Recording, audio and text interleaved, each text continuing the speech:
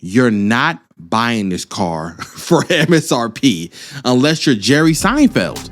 Hey, you like cars? Well, so do I. Take a seat real quick. You're listening to CarQuicks.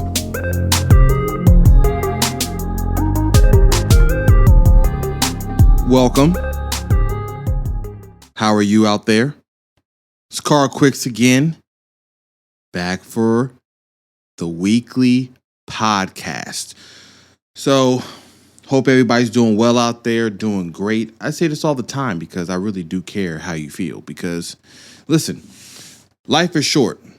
Enjoy it while we can. Have a good time. And so this is what I'm here doing this. So you know what time it is.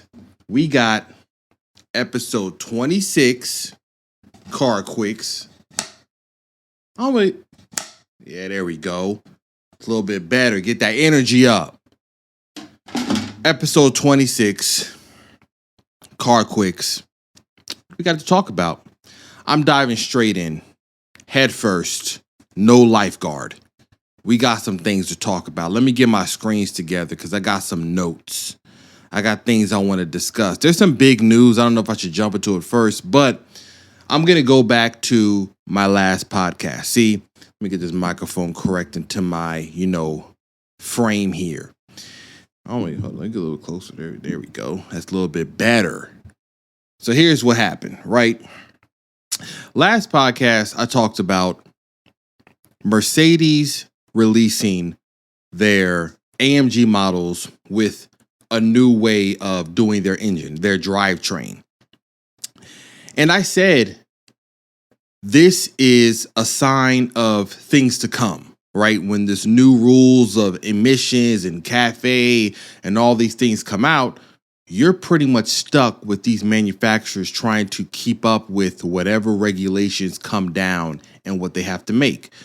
So I said on the last podcast, we had the AMG GLC SUV and the numbers look crazy.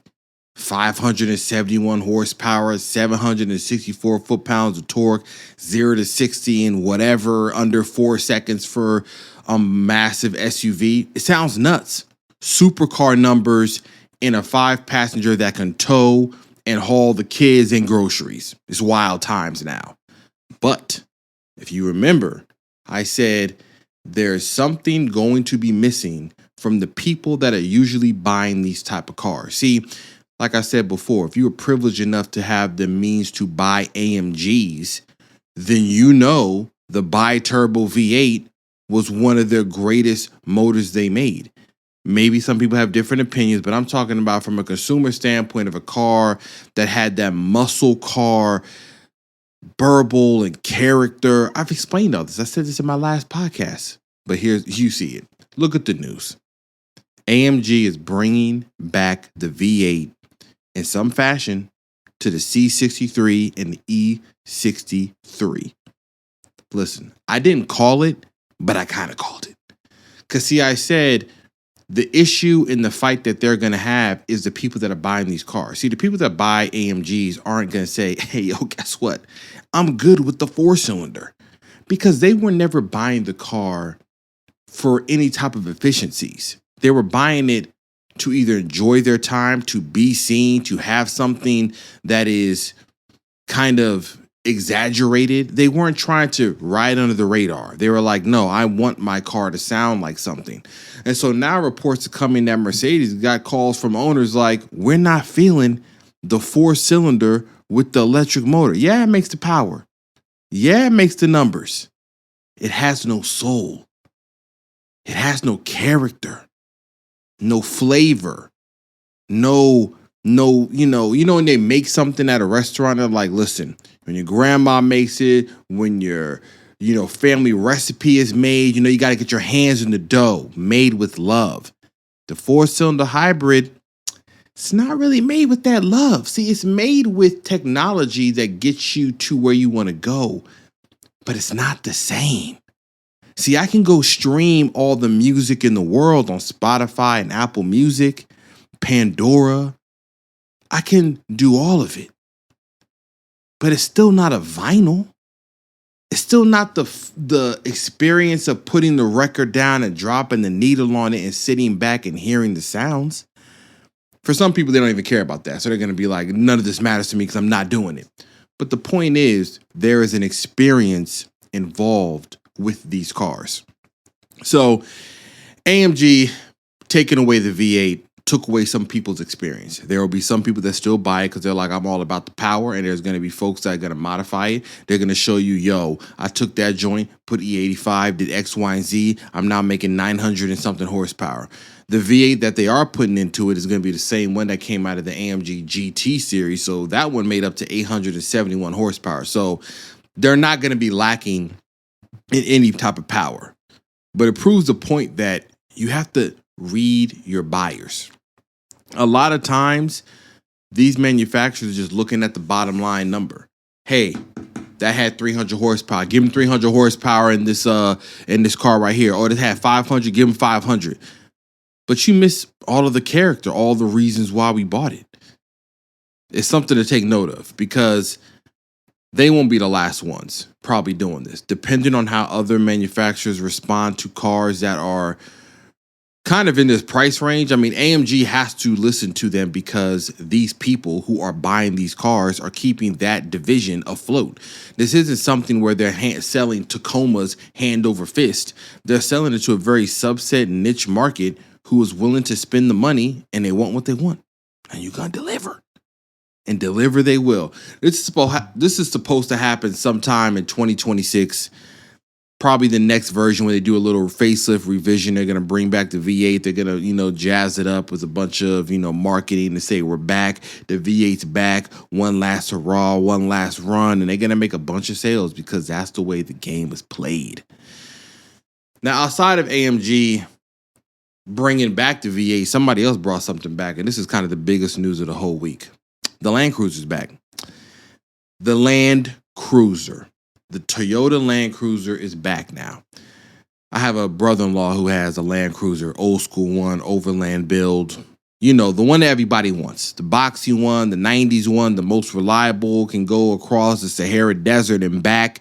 It's been proven time and time again. Nobody is doubting what the Land Cruiser can do. It's in the history books. So Toyota is now bringing the Land Cruiser back to the U.S. You see it floating in the screen. As usual, you know how it gets down. It looks good. I'll say it out the top. I love how it looks. It has a very boxy retro look. It looks very simple. I don't know why the simplicity of it kind of speaks to me. Maybe it speaks to one of y'all out there too. The simplicity of the way it looks is really good. It's just, I don't know. A lot of cars now, like I said, so much stuff is just in your face. Grills and openings and eyelids and everything is just extra for the sake of being extra. And so it's kind of refreshing to see something that's very understated, simple and to the point, and you know what it is. You see the Land Cruiser, you know what time it is. That's an off-road SUV. You know what it's up to do. It's not making any tricks. It's not trying to do anything crazy. It don't got no 900 horsepower electric motor. It's not doing anything that you're not used to. You understand what this is. So what is it, right? What is it? What have they done? For the true Land Cruiser people, right, you're going to hear folks say, this ain't the true Land Cruiser. This ain't the replacement. It's not the 300 series. It's based off the 200 series. It's based off the Prado. It's not a true Land Cruiser. I understand what they're saying. For all intents and purposes, they are correct, but we as car enthusiasts, as people that love certain models, we got to sometimes separate our own bias and our own enthusiasm amongst the rest of the people in the world. Guess what? 99% of everybody else that floats to the Toyota dealership is going to be like, I bought a Land Cruiser. You're going to run into the few people that got the original Land Cruiser from the 90s and the 80s. Going to be like, yo, that ain't no real Land Cruiser. You ain't got the joint with the they're going to talk about what it doesn't have. But honestly, we should just applaud the fact that the nameplate is back and it's actually being respected in some form or fashion. They could have brought this back as an electric SUV and y'all would have cried foul, even if it could do off-roading, because they had an angle. You got people like Rivian, you got, Tesla, you have other companies coming out with electric SUVs like Fisker. Fisker dropped the Ocean. I'll get to that later. So they had an angle of coming with the Land Cruiser as an electric EV and saying, we're going to push this up market, and it's also going to have off-roading capability. So, but it is refreshing to see them say we're still keeping it kind of true to its roots in a way. The biggest surprise of this entire thing is the price tag. They said it starts in the mid-50s. That's kind of bonkers. The original Land Cruiser, or the last time the Land Cruiser sold in the U.S., was probably around 2016 or something. It didn't look that great. I saw a picture up. It looked kind of bulbous, kind of funky looking. But that started at 85 grand, or let's say 80,000. So we are about 30 grand under. And I'm sure you're wondering, yo, what was taken away? Because you can't just drop 30K and nothing's taken away. The reason why they're able to do this is because the chassis is shared with also the Lexus GX, Tacoma, it's a TNGA platform, I believe they call it. So it's shared with a bunch of cars. Save the cost. You spread it out. And also the motor. So let's talk about that. If my brother-in-law is listening, he's already shaking his head because he found out what motor's in this thing. And he's like, nah, it doesn't have the V8. And for me, in this particular car, in this SUV, I would still buy one. I love how it looks. I would still get one. For me, I wasn't sold on V8 with Land Cruisers because I also never owned one. So I would not fall into the category of people that want the one that has the V8. But I understand the reliability of what they're talking about. I had a Sequoia. I don't know if it had the same V8. Probably did not. It may have. I didn't research that. But I do know that the Sequoia from the year I had a iron, rock solid V8. Everybody knew you could drive them things till the wheels fell off, put back on, fell off again, and put back on again. It was reliable, proven, no ifs, ands, or buts. So this model has a 4-cylinder hybrid. Now, for the people that truly are Land Cruiser aficionados, this is not going to be for them. They're going to see that 4-cylinder hybrid and say, that's too much technology. That's not going to stand the test of time, especially if we're talking about truly being in the overland world, the outback, the off-roading. They have somewhat of a point when you think about the history of cars like the Land Cruiser or the old Land Rover Defenders, where they can be repaired in the middle of the Serengeti. Like you can be in South America somewhere in a jungle and somebody's like, hey, yo, I got that alternator. But when you get into the newer technology of the hybrids and the 4-cylinder, there is a point where you have to kind of step away and give it back to the professional. I have a Toyota Sienna. It has a 4-cylinder hybrid. It's basically based on the same motor. It just doesn't make as much power because mine isn't turbo. But this one makes 326 horsepower, 465 foot-pounds of torque. More than enough power. The power and the torque isn't the question. A lot of it for people is going to be the delivery of it. It has an 8-speed auto, so it's not a CVT. So that's nice because you're not getting that kind of droney feel when CVTs never shift. They're just continuous. So that's a good thing. But the people that are looking at this SUV for what it was intended, or let's say what its history was, I can see them looking at this 4-cylinder and saying, that's not what I wanted. I didn't want a 4-cylinder hybrid. I didn't want to have to deal with batteries anywhere on the vehicle. I wanted it to be dead simple. There is an argument to be made that if they would have had, I don't know, some very efficient inline 6 or V6 that made similar power, that it would have been probably a knockout the park. I don't know if Toyota has a V8 that's efficient to the standards that they want. Toyota is very much showing you that they're going to the hybrid route. Maybe their sports cars and things like that may have standard motors, or maybe the trucks like the Tundra and the Tacoma. But you are very much seeing the slow trod to the point of them saying that our introduction, or let's say our journey to efficiency, isn't going to be an immediate jump to all EV. It's going to be hybrid, and we're going to slowly walk there. So for me, I like the powertrain. I'm not going to say I don't. I think it works very well for the vehicle. Would it have been nice to have this an all-motor NA standard engine? I think so. I'm not going to act like I wouldn't also agree with that. But for what they chose, it could have been a lot different. It could have been a lot worse. Honestly, it could have just been like an EV. Like I said, they could have turned this into something else that was out of reach, out of touch. How does it stand the test of time? There is an argument that people talk about proven motors and things like that. I'm going to throw this out there.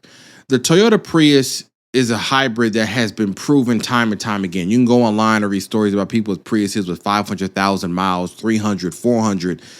Their hybrid motors and their drivetrain have been proven. Have there been issues somewhere? I'm sure there have been. The same way with any motor. I mean, it's not like we're just free of any issues, but I think time will play well for this drivetrain. I don't really know the full answers, but I do know I wouldn't sign off on the LandCruiser because you see 4-cylinder hybrid and it's not a V8 or a V6 or anything like that. Outside of the power, we have trim levels. We got the LandCruiser 1958. We have the LandCruiser as a top spec, and then there's a first edition. Here's something really cool. Check the screen. We have 2 sets of headlights. The base LandCruiser 1958 comes with circle headlights, and I like those better. The base one looks like a true modern retro look.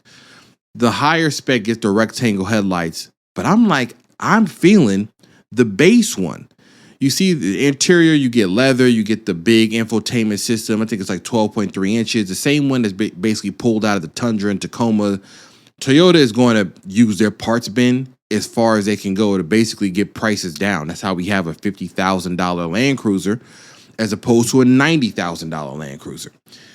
Interior, you can get a cloth seats in the base one. You get leather. There are trim levels like JBL sound systems, 14 speakers. There's heated and cooled front seats. All the accoutrements of the standard trim levels that Toyota has put on all their vehicles. Honestly, if you go look at a fully optioned Tundra, maybe not platinum, let's say maybe the 1794 edition, I mean, that's pretty much what you're going to get in the LandCruiser. Toyota is pretty similar across all their models of what they do. 8.7 inches of ground clearance. Front and rear, center and rear locking differentials, full-time 4x4, approach angles of 30 and 31 degrees, breakthrough or breakover, descent 25, 30 degrees. That's true off-roading lingo. I don't know anything about that. I'm not even going to front, but this thing looks like it can off-road, okay? No little baby joint. Now, 95% of these are going to be inside of the parking lot of your local mall, so be prepared, okay? There's going to be a few of them that might take that $50,000 truck and actually do something it's made to do. The rest of us, like myself, if I ever had one, are going to be at the campground. That's about the most you're going to see of me, maybe going through a thick puddle. I might check a couple curbs here and there to see what it can do. Maybe a little muddy fairground parking lot. I don't know. But I'm not going to be out there in the desert, in the Mojave, going over boulders. I mean, that's just me. Somebody's going to do it, though. There's plenty of off-roading companies out there that are probably frothing out their mouth right now about this LandCruiser, and they're going to make it happen. Outside of that, we have colors. The colors, listen, I mean, I'll say this. Toyota isn't really known for, like, their colors right now. They keep it safe. We have ice cap, windshield pearl, underground black, meteor shower, trail dust, heritage blue, grayscale. I mean, standard, gray, white, a little bit of blue, black. I mean, listen, I said the same thing about my GR Corolla. Now, hey, I can match my GR Corolla because they got an ice cap on that too. So, hey, you never know. Maybe I'll trailer my GR. So, TRD Pro model, we don't know if it's coming. They said they don't know.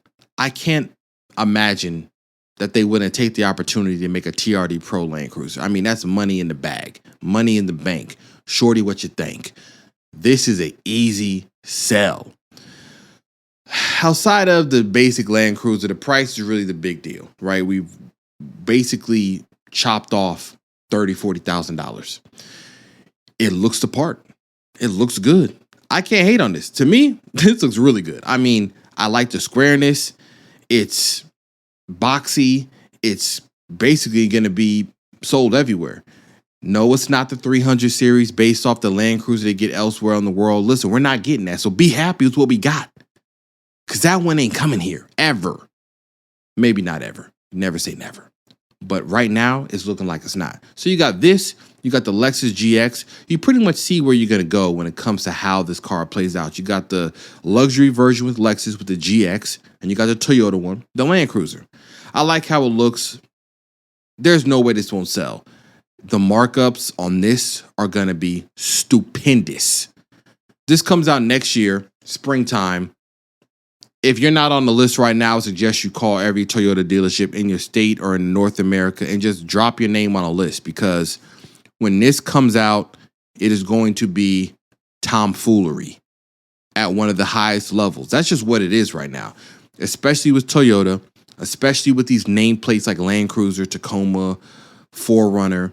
It just is what it is. Toyota is on a run right now with the way their cars look, with what they're offering. That's why they're, if not the biggest car manufacturer in the world, one of the biggest. And if you like Land Cruisers and you want to pick this one up, I suggest you get your ducks in a row. It ain't gonna happen smoothly. It's going to be wild times out there. So Toyota released that. Porsche, jumping over to Porsche. Porsche did what they do best. Every single iteration of the 911, they release basically the 911R. Remember the 911R came out? It might have been the greatest thing from 911s. GT3 body, GT3 drivetrain, 6-speed manual, understated body, wide flares. It was what everybody would dreamed of. They're doing it again. We got the 911 ST. GT3 RS drivetrain, 9,000 RPM redline, 6-speed manual, 70 pounds lighter, 1,963 models being made, $291,000, 0 to 60 in 3.5 seconds. It loses 23 pounds of inertia or drivetrain weight. Do you understand? Like, that means the way this thing is going to rev, the way it's going to respond to downshifts, the way it's going to respond to a rev match is going to be one of the best driving experiences ever.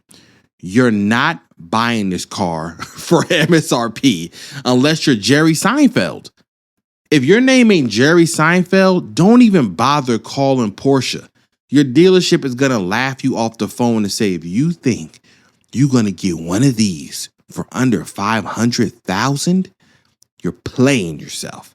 Like I said, if your name ain't Jerry Seinfeld or Jerry or Jay Leno, it's not going down, okay? I'm sorry. I don't know what to tell you. You better find all your friends. If you win the lottery, you still got to find some friends, because this is probably going to be one of the greatest driving Porsches of our time, and probably the last of our time, because the next 911 will probably have something that's hybrid. Now, I don't know if the GT3 would do that, but once they figure out how to get the GT3 to have hybrid power that makes it actually perform faster on the track, because Porsche with the GT3 is very much interested in making sure that that thing is an absolute monster on the track. So once they figure that out, the way they have with the Cup car, game over. They're going to throw it in there. So this right here is like one of the last of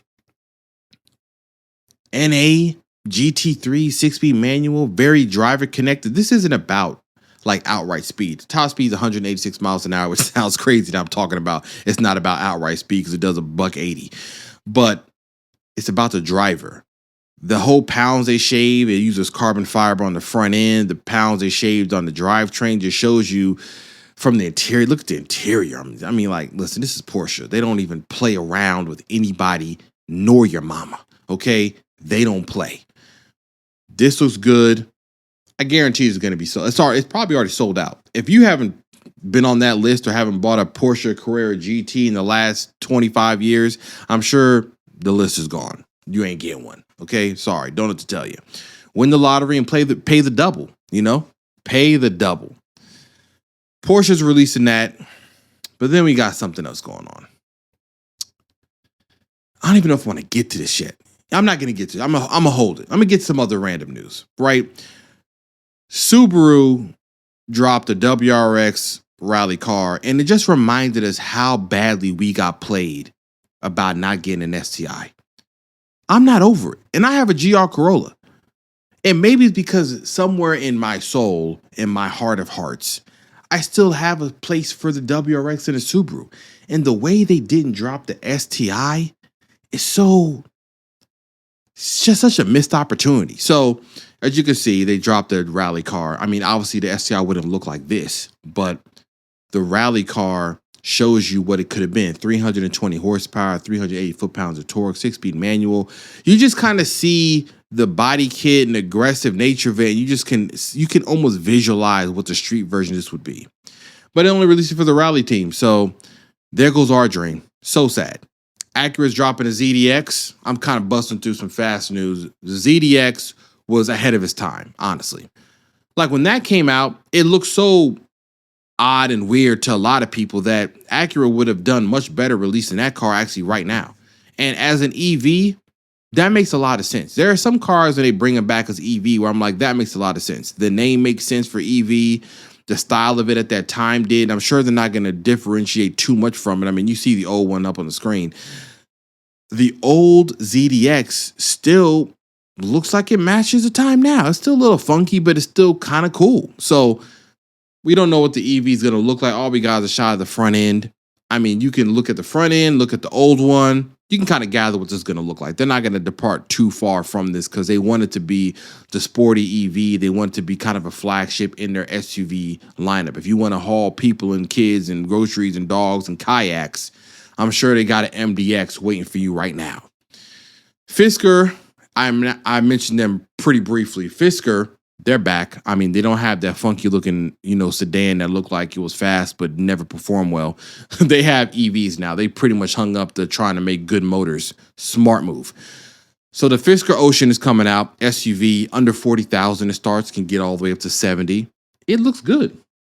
I mean, I know some of this stuff can be kind of numb. I'm not excited about it. I wouldn't be this isn't for me. I'm not a buyer. If I was a buyer of an electric SUV, I don't know why this one doesn't. I mean, it looks fine. It looks good. It looks cool front end, but I've said it before. A lot of the electric cars that are coming out, a lot of the manufacturers are falling into the same trap, and it really was based by Tesla. Tesla did so well with their minimalist interior and people buying them that all the AVs now, except a few of them that think really outside the box. Large tablet in the center, little screen on the dash, minimalist colors, grayscale, basically gray, white, low earth tones. And that's always the interiors. It has a moonroof. It looks cool. The standard features and luxury stuff. It has the power. They talked about it. 500 and I think was it 64 horsepower. I guess up to 0 to 60 in under 4 seconds. And it's just kind of like the same rinse and repeat. It's like fast food. You go into McDonald's, you already know what it is. You're going to get the cheeseburger, you get the Big Mac, you already know what it is, but you're never going to be wowed. You're going to be satisfied if you're hungry, but you're never going to step back and be like, where did that burger come from? That tasted crazy. It's always going to be familiar. Familiar, nothing too exciting. We're not going to break the mold. So the Fisker Ocean to me doesn't break the mold, but I understand maybe where they're coming from because they tried to break the mold when Fisker first came out as a car company, and it didn't really pan out for them trying to break molds. So it makes more sense. Get the money now, get the SUV out there that can kind of flow into the normal traffic of SUVs, get some buyers, then come back to the drawing board and start tapping into something exciting. Start tapping into different models, which they did show off. They had a press conference. They showed off a truck, some like near $400,000 supercar convertible. So they're showing off what they're going to be doing and what they're going to be making. So Fisker is gearing up to be one of the companies that are here for the long haul. I mean, it's a better name than VinFast. I'll tell you that. That company probably hates me because I keep talking about that name. It's a terrible name. But we are here now at the crossroads because there's something in my water. I got to take a sip.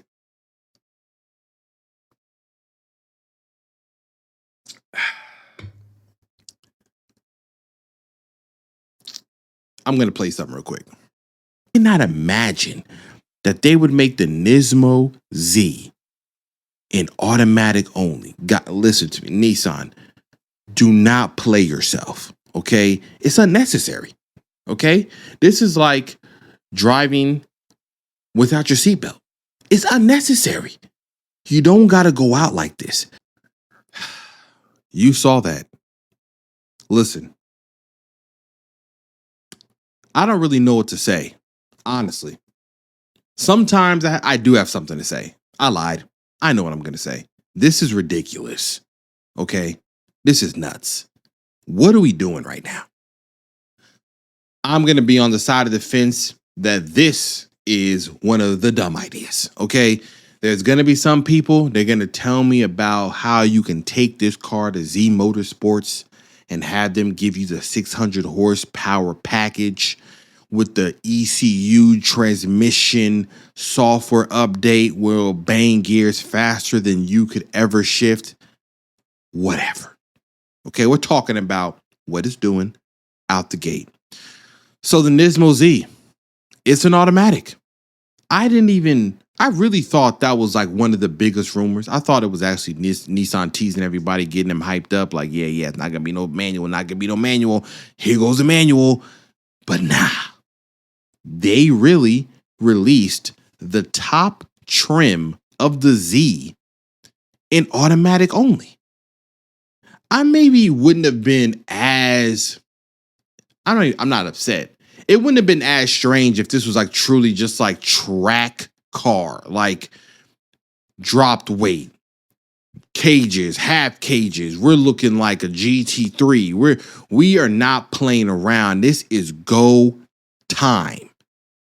But this is a street car. I do understand the automatic with the street car because they're probably saying all our sales showed us more automatics than manuals. However, you can't even find the Nissan Z to buy. So whatever metrics they're using are based off of the few people that finally got their hands on one that didn't get charged $100,000 for a Proto Z or something crazy. The games that are being played with the markups is causing a lot of these cars to have these skewed numbers. So I don't know if Nissan is using true data or if they're using what they've been selling. What they've been selling is what's been available. Some people can't get one of these cars. So what can they do but only deal with what is available there? I know Nismo is a brand that makes the highest level of vehicle for Nissan. If you see their factory in Japan, they don't play around. They get down to business.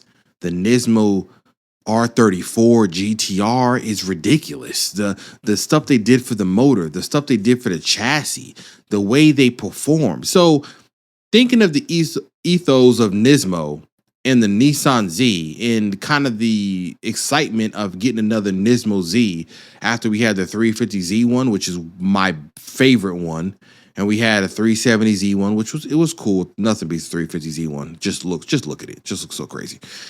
And now we have the new Z, and this was exciting to get the Nismo version of it. But what they've done here, it just leaves me confused. So it has 20 more horsepower, which is, yay. Okay, 20 more horsepower. Like I said, the motor in this car performs exceptionally well to modification. So 20 extra horsepower to me is kind of like Nismo throwing you a bone, or Nissan. I don't want to really blame Nismo. They might have been at the call of whatever Nissan wanted. 20 extra horsepower is cool. It's basic. It's not really crazy when it comes to that motor. The Recaro seats look fire. The Recaro bucket seats, Recaro knows what they're doing when it comes to making an automotive seat. So that looks good. I love the outside. The front bumper looks way better than the stock Nissan Z. So anybody that has a Nissan Z right now is probably definitely looking at calling the parts department to get that front bumper to paint it for their car, because that front bumper, carbon fiber lip, side skirts, diffuser, it'll look fire. Raised wheels on there. The outside, the color scheme is a little Hyundai N division. So they might want to, figure out a different gray and red, or maybe Hyundai stole it from them. I don't know, but it's looking very familiar. But the outside looks really good. They knocked it out. That new front bumper looks really good. It pays homage like the Nissan was a Datsun S30, the ZS30 nose. It looks really good. I think it looks great. The problem comes to when we get under the skin, when we get down to the meat and potatoes, when we get down to brass tacks. Why is this car 102 pounds heavier than the standard Nissan Z Performance with an automatic? Yeah, pause. Let that marinate. Let that brew. Let that sear. What? Excuse me. Wouldn't this one be the lighter of them? Not to say that Nismo has a history of reducing a lot of weight, but to hear the automatic version of the Nismo Z is heavier than the automatic version of the Z Performance is shocking. To me, that means it's slower in a straight line. We're not talking about track and corners. We know where the weight came from. They have multiple body reinforced braces, struts, chassis, welding. So they gain the weight by stiffening it. But 2.5% stiffer. Listen, I'm no race car driver. Let's just get that out of the way. I'm not a race car driver. I'm not an engineer. I'm talking purely from a random guy doing a podcast about cars he loves, and I'm not an engineer. So somebody's going to say, bro, 2.5% extra rigidity is crazy. That's going to result in X, Y, and Z numbers off the track. They are probably right. I don't know. I'm just saying, if we're going to release numbers to the public to have them digest them, when I look at this number, plus 102 pounds heavier than a standard Z, I'm looking at a step backwards. Because while it can handle great, I'm sure it outhandles the regular Nissan Z Performance. I mean, I would hope so, but I'm going to put my bets on it. The suspension has been retuned. We have new shocks, damper springs, sway bars, all that. But it's such an afterthought. Like, no manual, heavier. It's going to cost probably $70,000. They haven't even released a price tag. You're talking about, it's just such a high thing to ask for something that's delivering no emotion. Again, none of this stuff has to be exactly about the highest numbers. I guarantee if they would release this vehicle, let's just say it still weighed 102 pounds heavier, but I would wager that the 9-speed automatic it has, if I was to add a 6-speed manual, maybe I only have 40 pounds heavier. Maybe it's not 102, maybe it's 40. And the 40 would be understandable because people would say, oh, you added chassis bracing, we got strut bars. I understand. But 102 plus this auto, is people just looking at that number, they're going to say it's 3,700 pounds now. Like, what happened?